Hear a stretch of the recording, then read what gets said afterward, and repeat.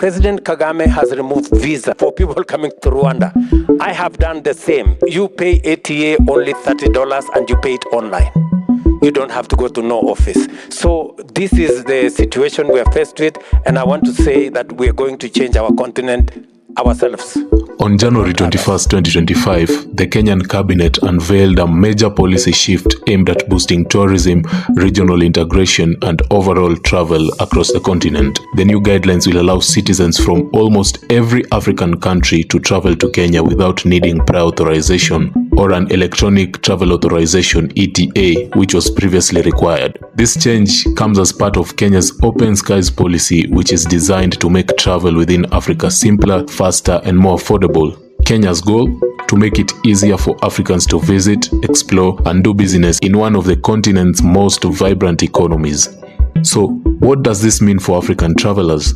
Well, it means you no longer need to get an ETA for nearly all African nations if you're planning to visit Kenya for tourism or business. The only exceptions, however, are Somalia and Libya, where security concerns have been stated. To understand why this is important, let's rewind a little.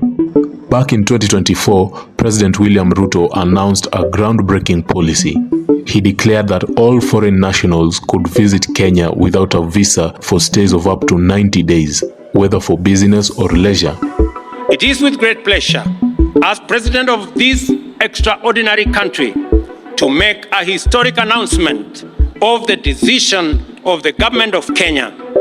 Beginning January 2024, Kenya will be a visa-free country. It shall no longer be necessary for any person from any corner of the globe to carry the burden of applying for a visa to come to Kenya. To echo the call of the Turkana people to the world, Tobongu Lore, a simple message to humanity: welcome home.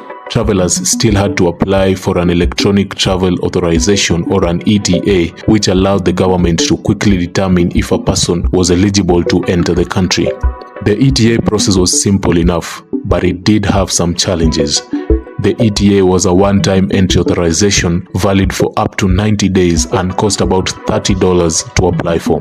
However, despite the streamlined process, Kenya saw a drop in its ranking in the 2024 Africa Visa Openness Index, falling 17 places to 46th out of 54 countries. Critics argued that the ETA requirement still made Kenya seem less accessible than other African countries. Now, with the new regulations in place, citizens of most African nations can stay in Kenya for up to 2 months without needing an ETA, which simplifies the process and makes it much more convenient for travelers.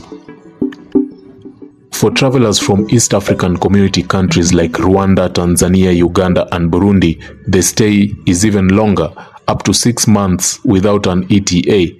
So if this works, this will no doubt foster more regional collaboration and make travel within the East African bloc even smoother. So when will this new system go into effect? Well, while the cabinet statement has made it clear that these new rules are in motion, the exact timeline is still uncertain. The Kenyan government has tasked various ministries to finalize guidelines that will enhance the travel experience across the country. This move is expected to have a significant impact on Kenya's tourism industry, encouraging even more visitors to explore Kenya's diverse landscapes, from its world-renowned safaris to its beautiful beaches along the Indian Ocean.